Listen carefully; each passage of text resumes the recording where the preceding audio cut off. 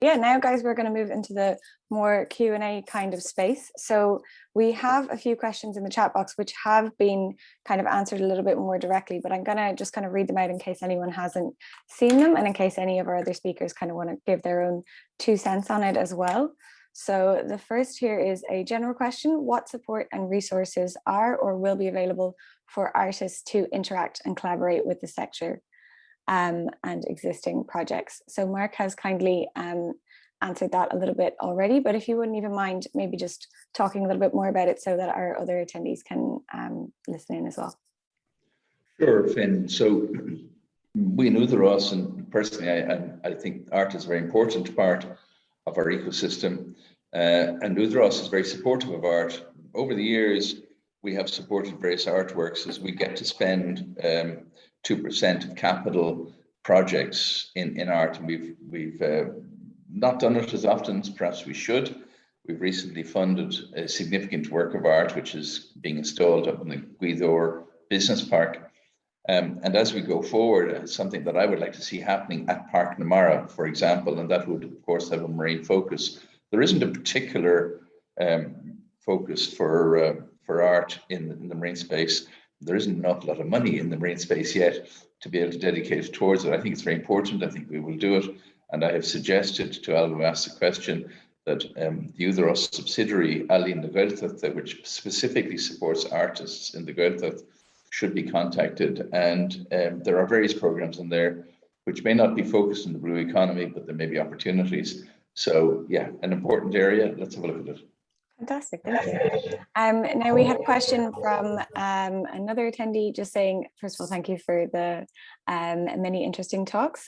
So this person is a recent environmental humanities graduate with an interest in the Nature Society nexus and researching a little bit about a marine policy discourse for their dissertation. So as a non-scientist, could you recommend any pathways into the blue economy? I am thinking in particular community engagement. So I guess to any of our speakers, that would be great. Yeah, that's a tricky one. I think I had a little go at that one if you want to elaborate as well. Yeah, I mean, I think all of us who've gone down the marine biology route have struggled to find tracks into it. I've been struggling to find a track into it for 40 years. So I mean, this community engagement piece is something which is very underdeveloped in Ireland, just because marine business is so underdeveloped in Ireland. I'm going to take that one away and think about it, but I know the feeling. That's okay. Liam, do you want to tell us a bit more about what you answered to them there? Yeah, so I just put in an answer to them there, Finn. One of the things that's happening, people will be aware of, I'm sure, okay, we're drifting outside the marine bioeconomy space, but into the broader marine industry space, is offshore wind. And there is a significant level of community engagement required around offshore wind. So what happens in terms of offshore wind is that the development window is about 10 years from the time that somebody looks at a piece of sea and says, right, I think the wind resource there is really good, to the time when you actually have a wind turbines up and running on that space. And in between, there's a lot of community engagement. So within the industry, there are a number of community liaison officers. There's a number of things like fisheries liaison officers. So it's an industry that is actively engaging with coastal communities and might be a very good place for that person to start in terms of that element. Okay, thanks. Okay, great. And then actually one that I would recommend for them as well, just thinking of people who work on that intersection between community and the marine space. Again, it might be slightly outside of the blue bioeconomy realm, but would be to check out the research of Dr. Easkey Britton. So she kind of works in the space of the blue mind and the connection between human health and the marine. Okay, so our next question, again, I think is to several of our speakers could actually answer this one. What is the likely timeline for Park Namara? Do we know that at the moment?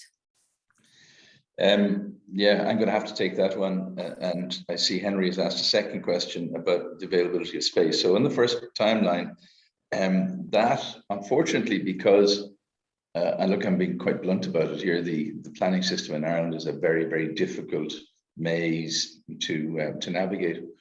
So we have an appeal in to Bord Pleanála. It's a very large project, and Bord Pleanála are inundated. We don't expect them to make an answer in less than 6 months. It'd be great if they did. And there is now a habit developed of people looking to bring planning objections through the judicial review process, which can take a very long time. We have tried very hard to follow a process which would mean that a judicial review would be unlikely, but we can never prove it.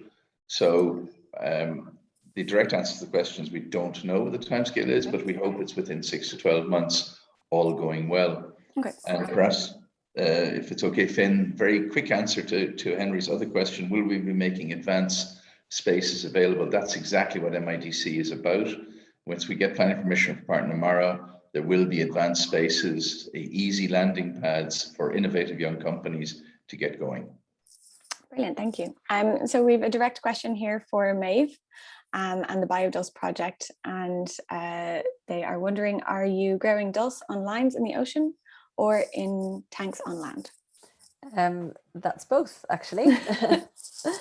Why not? And yes, I mean, this is mainly done through our lead partner. We're assisting them certainly in knowledge transfer there, and we grow some of our own too through the hatchery. But yes, the main biomass of what is required has to be grown on long lines. You just can't. You are going to require a lot of seaweed, and so the quickest and the easiest way to do that is on long lines at sea. However, if you do want you get the control, more of the control of what's happening to your individual seaweeds in tanks. So it's a sort of a blend, really. So we can bring biomass that has been grown at sea back into tanks, or at least a portion of it, and apply certain environmental parameters to it, lighting, temperature, nutrient regimes, to manipulate that seaweed to produce more of what you want. And so that part is tank-based culture. And because that is more expensive, it's always more expensive to have things, electricity and lots of powerful bits of machinery running. Mm-hmm. We try and keep that to a minimum, or that's the idea anyway. So you let nature do its thing out at sea, and then your I suppose your refining process or your enhancing process is quite a short period of time in the lab before further processing downstream. And just curious, when you're in the lab environment then as well, does that also require like a nutrient input? Whereas obviously at sea, they're just growing. They're just using what's out there. Yeah. There is a very, very small nutrient input. We try and keep the hatchery phase, I think, which is you're referring to, from spore to seedling before they get put out to sea. There's a small amount of nutrients added, but the process should take between sort of 4 to 6 weeks ideally. So it's very minimal. Okay, very interesting. And so Majbritt, just to bring it back to, obviously we may have some young companies or even people who have an idea or a project in the blue bioeconomy space. You obviously touched on a bunch of different, and we saw from the diagram, a bunch of different funding opportunities and supports. For someone who's literally taking the first step, where would you suggest that they start? That's a good question, Finn. And my role isn't necessarily specifically working with the businesses. There are many people with a lot more expertise than I am. But I would suggest that people go to somebody like Cliodhna and like Liam that do work in this business development space, but also the clusters and the likes of Liam Fitzgerald, who's the National Marine Incubation Manager. He's running a Blue Tech Ideas Lab at the moment. And the basic idea of that is to take people with these new ideas and basically make them reality and give them the business development support that they need. So that's where I'd start. And there's, once you open the box, it's like Pandora's box. There's a lot more ways to go. Well, in a good way, yeah. And to add to that as well, is yes, we're located in the Gaeltacht, and we are about generating employment in the Gaeltacht, but get in touch and we'll talk through, I suppose, your business idea and see what agency is best suited to help your needs, and we can refer you if we can't be of any assistance. And so my next question was actually going to be to you, Cliodhna, so I'm going to keep you here. Very So good. I think a couple of our different speakers have even touched on maybe some of the key areas of the blue bioeconomy space. So I think we heard nutraceuticals mentioned, maybe cosmeceuticals. To anyone who's not in the industry and maybe hasn't heard of some of those terms before, would you mind telling us of some of the kind of industries, I guess, that you are supporting, or what those Yeah, would be? certainly. I suppose nutraceuticals isn't something everyone hears of at the same time, but it can be quite simplified as taking an extract out of another resource and adding it elsewhere, or encapsulating it. But in terms of the MIDC and the industries that we support, nutraceuticals and pharmaceuticals is one element of it. Marine technology, looking at sensors, is another area. Aquaculture, specifically looking at hatcheries, is another area we're looking to support. And then again, value added in terms of food products derived from marine or seaweed sources. So you could look at functional foods here too. So it's quite a broad area, but again, we're open to hearing from various different marine related enterprises, and again, help you along the way. Okay, brilliant. Thank you. And now to Liam, actually, we've got a few questions here about industries kind of being able to combine with offshore wind. So this might be a good one for you. So I was going to ask, in the coming decades, will we see other industries being conducted in conjunction with kind of offshore wind facilities? And then someone has also asked, can long lines be co-located with offshore wind farms? So. Right, interesting question. Yeah, and you know, under our new marine area planning bill, it will actually be critical that we get the greatest possible yield from a given area of the sea, the greatest possible sustainable yield, I should add, by the way. So yeah, it's an area where people are beginning to work and begin to look at. There's a couple of projects I know off the coast of the Netherlands and Belgium specifically. There's a project called Cuireann Wind, which might actually be Veer Wind. You probably can pronounce that better than me, Finn, which is working on the northern wind farm and is looking at the possibility of growing macroalgae in between the wind turbines. With a buffer zone between the actual aquaculture bit and the towers, if you like. There's also a Horizon 2020 project called United, which looks, again, it's a Dutch-based project, if I understand correctly, Belgian-Dutch project. And again, it's looking more specifically at bivalve farming. Oysters and mussels and so on. I suppose offshore wind farms are a little tetchy about anything in between their turbines because they've got cables which are buried in the seabed, generally down to about 2 meters. You don't want to encourage biofouling. Yeah, well, yes, but to keep the cables safe more than anything else. And they, you know, that's one of the reasons why trawling is not allowed in between the turbine systems. But that does mean that you then have a big area which is effectively protected. And you know, if you can grow mussels or oysters or algae or even finfish in that space, you know, you could potentially have a significant biodiversity gain in that area. Another area that's kind of, I know, has been commented on is, could oyster beds, for example, be used as an anti-scour measure within wind farms? So one of the issues that wind farms have is that if you've got very strong currents running between the turbines, you sometimes get this sand or sediment around the turbine tower eroded. And that becomes a big issue because you then expose the cables or possibly the foundation of the thing. So they use concrete mats to prevent that happening. They in turn actually provide a mechanism by which spat and you know, zooplankton, phytoplankton, you know, can settle. But they're also beginning to explore the idea, well, could we put oysters on top of those, and could the oysters effectively form a rigid Reef, surface, exactly, a reef, that would prevent erosion of the system. So certainly, yeah, interesting area, and people are looking at it. Very interesting. Yeah, I was curious to know if they were looking at it. And I guess so that we can almost call that multi-trophic idea. I'm wondering, Colin, just about you obviously touched on the sea cucumbers kind of being used there experimentally on fish farms. Is that kind of, I don't know if I would even call that a multi-trophic system. Obviously, we're not using the sea cucumbers for food, but are there more projects like that happening in Ireland now? And I guess kind of, could you tell us just a bit more about it? Yeah, there's been quite a few projects in regards to, I suppose, polyculture or co-culture, or IMTA in the past. iDreams would have been probably the first big one that came to Ireland.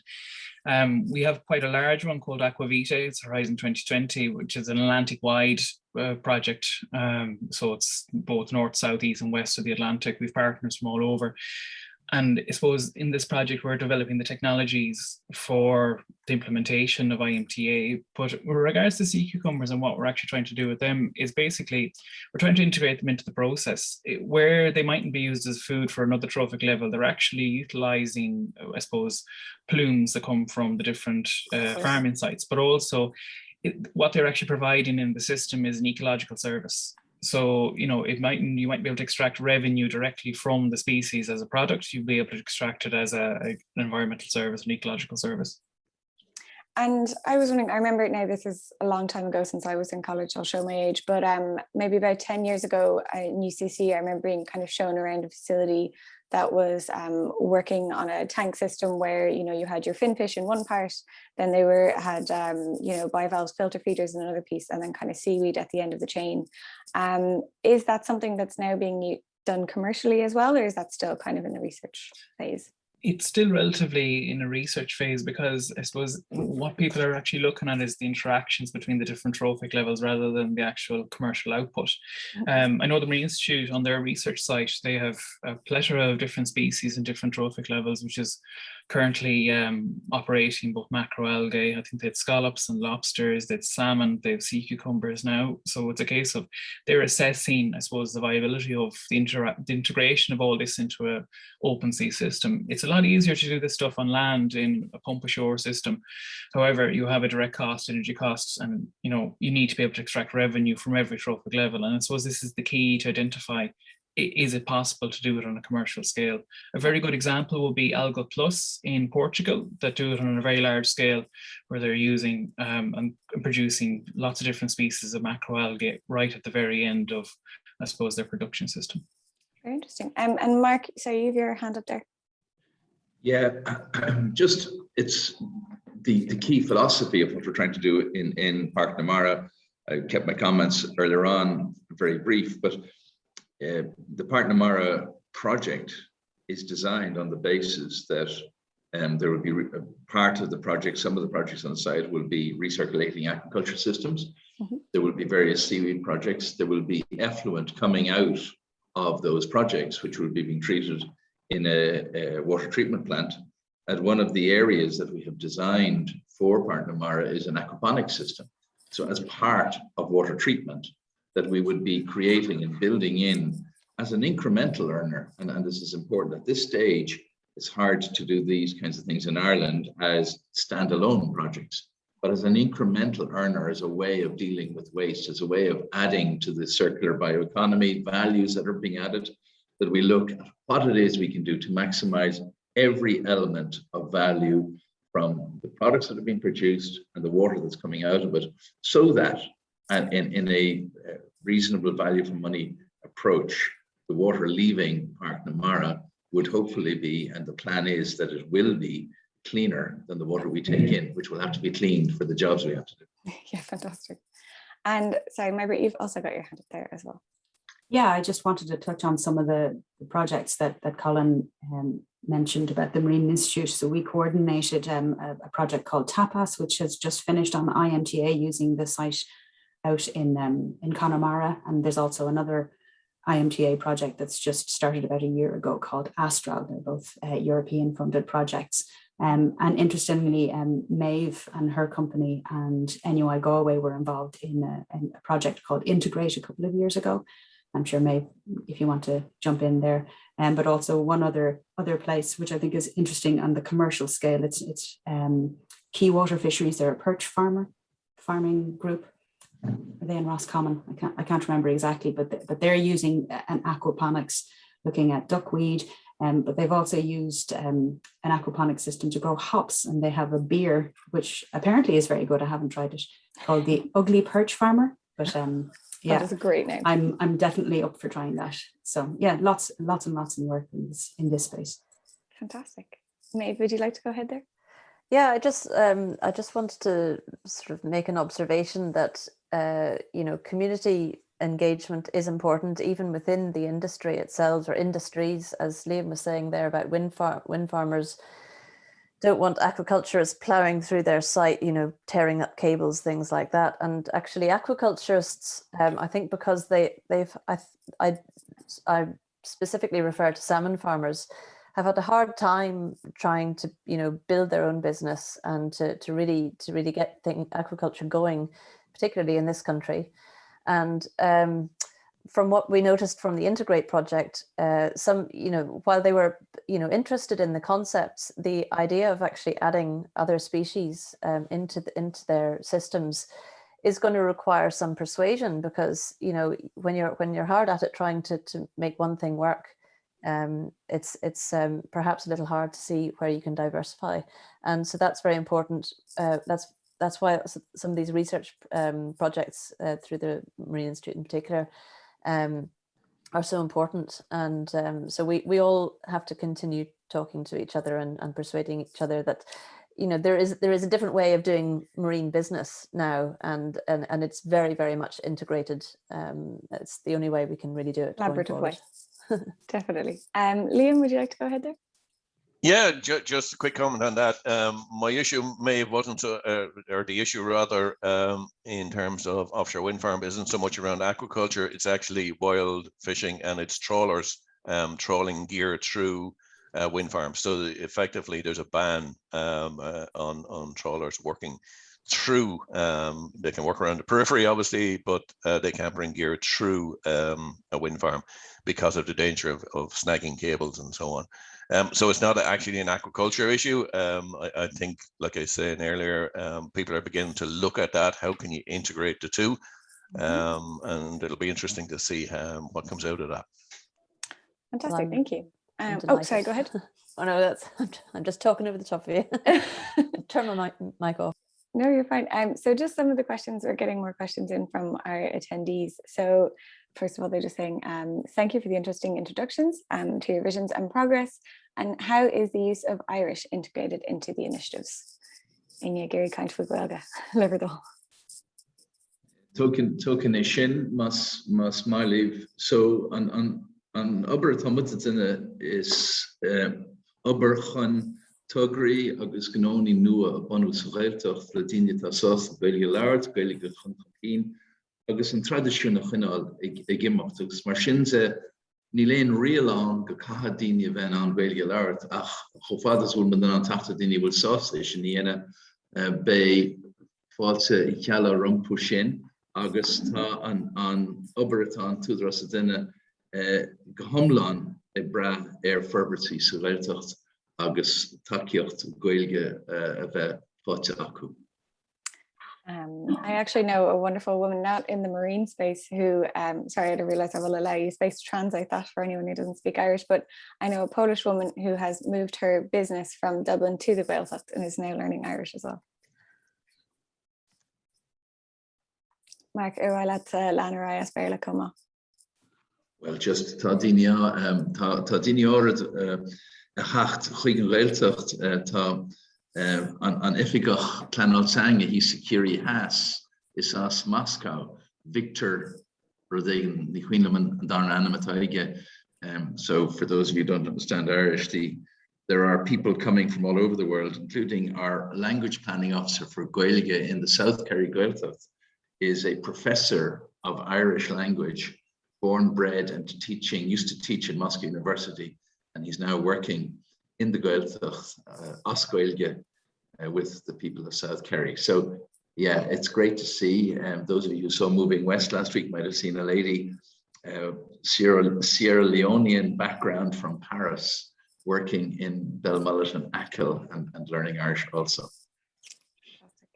Another question kind of to all of our panel is, are seaweed harvesting licenses still an impediment to the development of future seaweed-based enterprises? Simple answer is yes. So significant projects depend on people committing significant capital. And if you are going to invest in any kind of a project, in any kind of a process, in any kind of a factory, and put in perhaps millions of euros, you need to know that you're able to get at the raw material. And if the raw material is potentially not going to be available, either because of a physical lack of availability or a legal lack of availability, it means that people won't make larger investments, and we're seeing that as a problem. And so we are looking forward to there being clarity that we can give to investors around licensing so that they can have the courage to make substantial investments.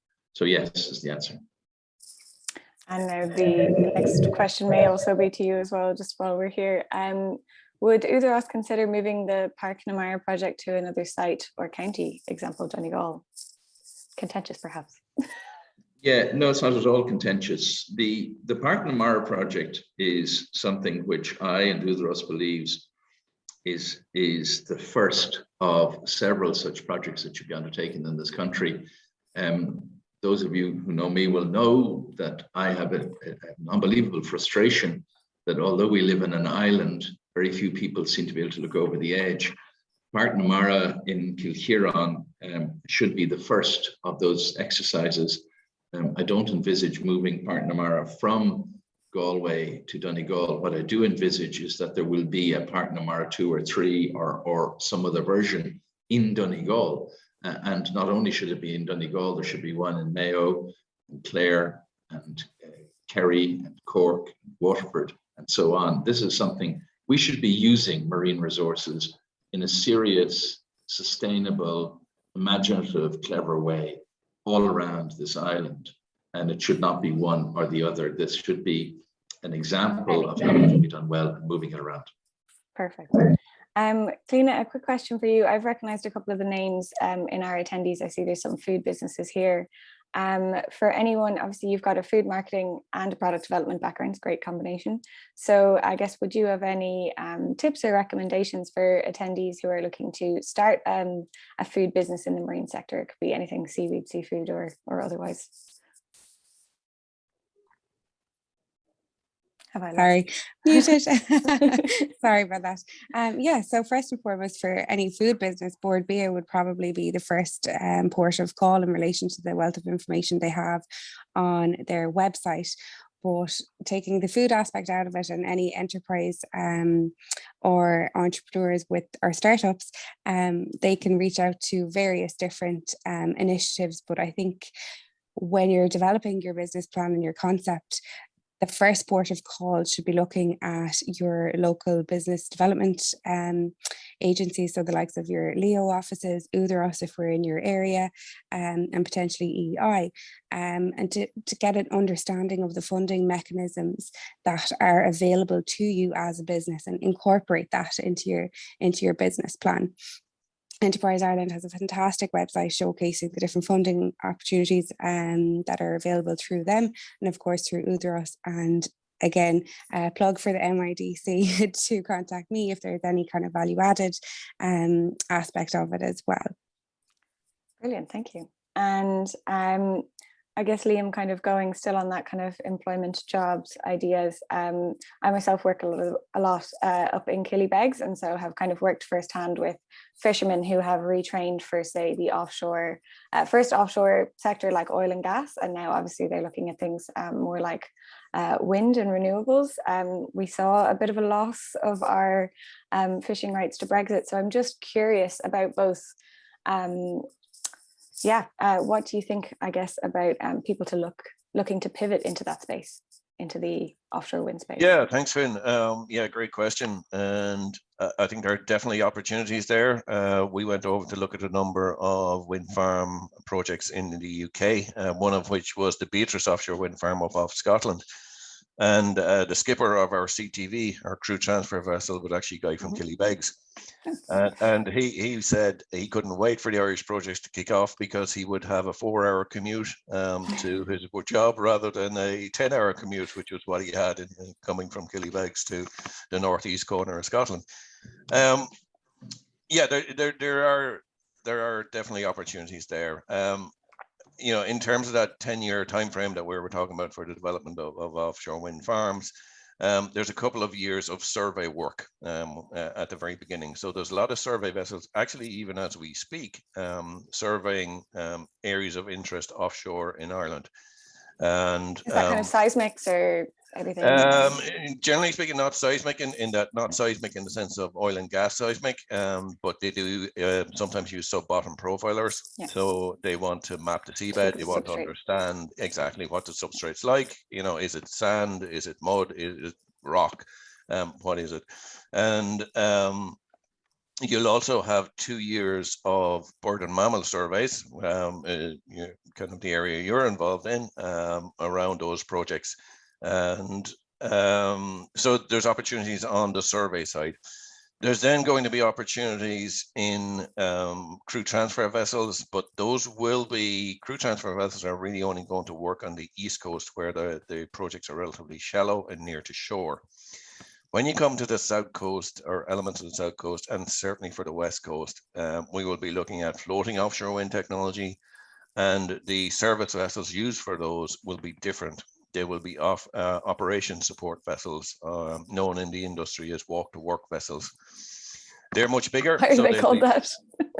Because what they have is actually a gangway system, which is compensated, heave compensated.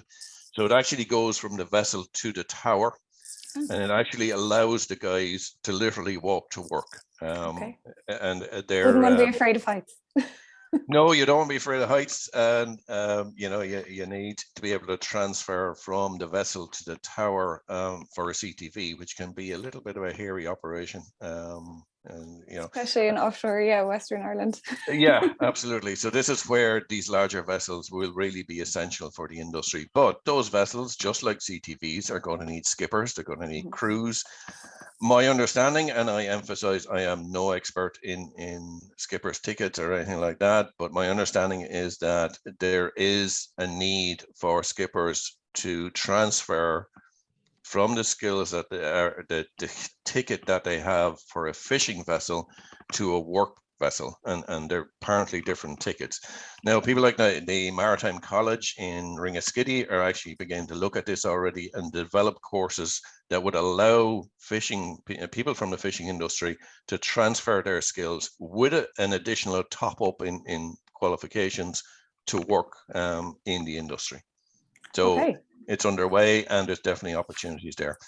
One thing I would say is that, and what we say to all people involved or interested in the industry in Ireland, is that the major opportunity in the immediate time frame is in the UK industry. So okay. If you want to be part, have a look at what's happening in the UK, because there are real opportunities there that will eventually come to Ireland. Okay, interesting. Okay, cut their teeth, as we say. Exactly. And I might just ask you one actually quick question on facilities as well. I was reading that you have a range of testing facilities available, say more so to companies, obviously, who are looking to trial, I guess, I was trying to find a good way to say it, but like a controlled marine mimicking environment if they have products or things they want to test. So again, we may have people listening that would be interested in something like that. Could you tell us a bit more about that? Yeah, sure. We don't have those facilities ourselves, okay. But we have access to them. So yeah, so if you take, for example, a company that's very active in the aquaculture space, a company called Impact 9, who are working on a new cage design for deep water aquaculture. They would have tested their kit in the Lear Ocean Test Facility down in Ringaskiddy. So it's the wave tank down there, and you build a scale model of what you want to test in the real world environment, and you put it into that wave test tank. And then you obviously refine your design based on what you're getting back in terms of you know, results from that. You can then, if you're kind of in the renewable space, you can take your technology and you can put it into Smart Bay off Galway, and that's a relatively benign, if such a thing is possible on the west coast of Ireland, a relatively benign test site. You can go from there, once you've ironed out the kinks in that relatively benign environment, you can then take it up to Amets off Balmullet, and that will pound the bejesus out of whatever technology you want to develop. But we do have, we have a whole pile of supports where people who are startups in the space can kind of look at you know, how do they develop their technologies. You've heard from about Liam Fitzgerald down in Cork there. We have, we also, by the way, have really good relationships and with people like the Navy and with Irish Lights, you know, who have in the past taken pieces of kit onto their vessels or onto, you know, the navigation buoys and so on. I've actually worked on the Irish Lights vessel before, very kindly driving all our equipment around. Yeah. So you know, other entities in the state are very helpful when it comes to what we call marinizing, you know, what might be land-based technologies that people want to bring out to sea. Make sure that it works. Exactly. So guys, thank you so much. So guys, we're kind of getting close to the end of our session. So what I wanted to do quickly, I'm going to invite all of our speakers to kind of give a little closing statement just as we exit off. But what I'm going to do now, just in case we didn't get to your question in time, or if you have any kind of more private questions or anything that you want to ask afterwards, Cliodhna's very kindly volunteered her email. So I'm going to pop that up in the general chat box now, and hopefully you can all see it. So just to give you a little bit time now to copy it down in case you would like to send anything further on, and then I'm just kind of going to go through in order that everybody spoke and just ask them maybe just last thoughts before we go. So with a minute or two each, just we've got about 5 or 10 minutes left. So Mark, I'll start with you, if that's okay.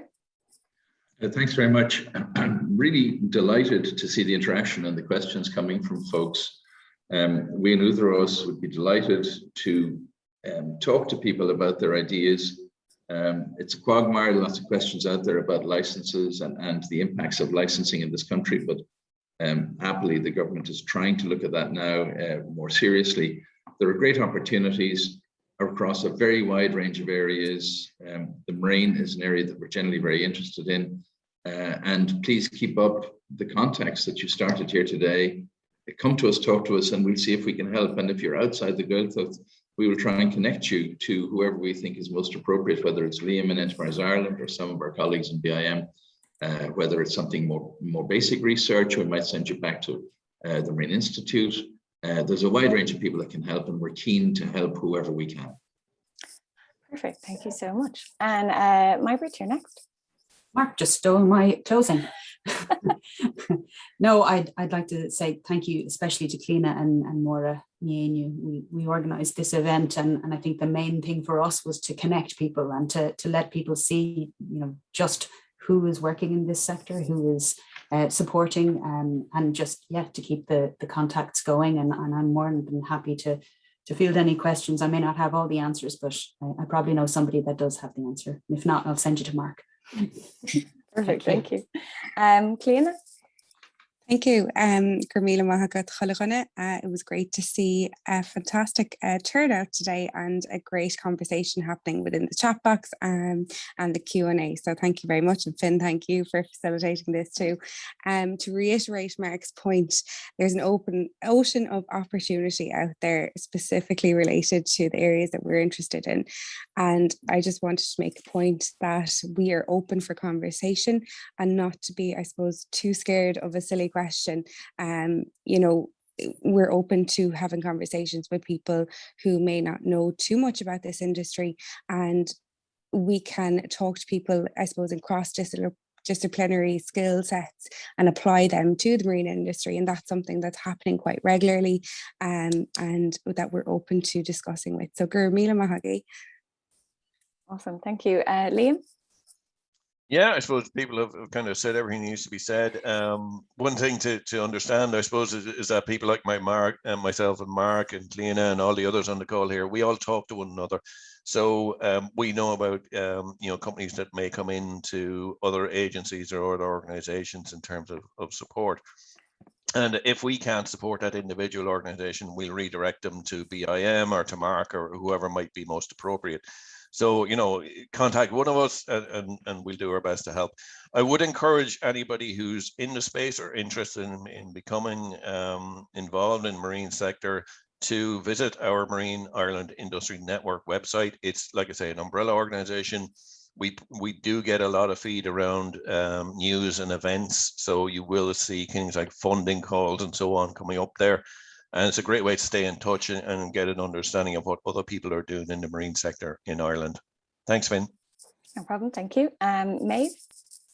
Yeah, well, thanks very much for the opportunity to speak briefly. And just a comment, again, I suppose the longer you stay in a particular sector or region, the more you get a feel for it. And even in the last 5 years, I feel like there has been a huge sort of, the marine potential seems to be increasing year on year very, very strongly, and particularly for seaweed that was sort of taken as a sort of a low value sort of smelly thing in the corner to something that has potential, real products as opposed to potential out there. So I really hope to see that building. And as Liam said, there is a really good community developing strongly, and I certainly will be joining MarineIreland.ie for that list. That sounds really great. Awesome, thank you so much, Maeve. And finally, Colin. Yeah, so firstly, I suppose thanks to everyone for organising this. It's been a great event. I suppose all I'm going to do is reiterate what everybody else has said. We all do speak to each other. We're all part of, I suppose, in one sense, the Atlantic corridor and the developments of the blue and bioeconomies, especially on the west coast of Ireland. And I suppose it's the case of it's the multidisciplinary approach that we can provide to it through all the different agencies, different partners. If there's a problem we can't solve, as everyone else has said, we'll direct you to where there is an answer. And I suppose one field of research or innovation alone will not solve a societal challenge. So if there are specific stumbling blocks or industry barriers that companies or startups are facing, I suppose the case is identify what it is. And if it's a case we have a solution to it and we don't, or what we'll do is just try to, I suppose, engage with other EU partners that we have. So whatever the problem is no silly question. Brilliant. I love it. So we've come to the end, guys. Mille maithagh gach aine. Thank you so much to everybody who has tuned in, to all of our attendees, to all our amazing panelists. It is always really, really wonderful when an event has this much engagement and this many questions. We could probably talk about this for hours, but thank you obviously as well to Uile Ross na Gaeltachta and the Marine Institute for putting this together. This is actually the first of a series of events. So obviously you've signed up for the first one. Please keep an eye out for the next ones. There's a host of different topics. And yeah, Gur Mahaboof, I hope everyone has a wonderful day, and thank you so much for tuning in. Maho Finn, Gur Mille Maggie. Slán. Thanks, Finn. Take care. Bye. Bye. Bye. Thanks. Goodbye, everybody. Bye, everyone.